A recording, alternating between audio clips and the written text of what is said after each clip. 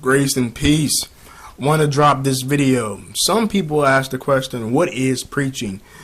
Some believe it's when you pull on your ear and say, can I get some help? Or, there's someone screaming and distorted all over the microphone, or someone who is just, put on a great show. They're sweating, they're Hebo and Shabo and he and Kiki and Hoo and Shanae and all them. That is not preaching. Anyone can hoop, anyone can, with the gift of gab, can put a sermon together and make people give them a nice fuzzy feeling on the inside. But preaching is not something that is external, but it's internal. To be called a man of God is not a light thing. To be called a preacher of the gospel is not a light thing. Many times people take this term and they have pimped and they have prostituted people's anointings and raised a big offering, and they run outside the church and they fornicate, commit adultery, homosexuality, smoke weed or whatever.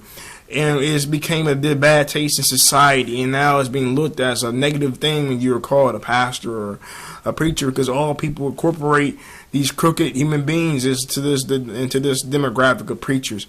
But God, there is a remnant group of preachers that are about the gospel of Jesus Christ. There's a remnant group of preachers that is about preaching the gospel and making disciples, that is truly kingdom minded with a kingdom agenda, not to be man dominating and to be the Lord over your life, but to be someone that help build you towards your dream, destiny, goal, and aspiration.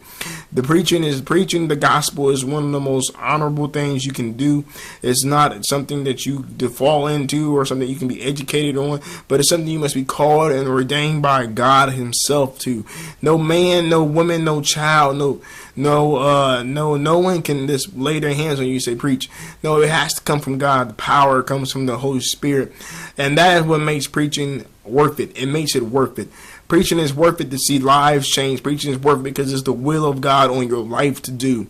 And if you know you're called to be a preacher of the gospel, my friend, if you step out on faith and you just take that first step, God will meet you at your point. So don't be afraid of who you are. Be who you called to be. Let God worry about the results. Let God worry about your tomorrow. And you just step out on faith and trust God, because faithfulness will tap you into something called honor. And when you have faithfulness and honor working together in your life, you cannot fail. Many believers fail because they do not tap into their faithfulness and to honor. And that's why they falter very quickly in ministry, because there's no stability, there's no humility. And you have to be humble in this walk. This is not a prideful walk. People will say they love your preaching and all that. Do not get high off of that, because it's not even you preaching, it's God speaking through you.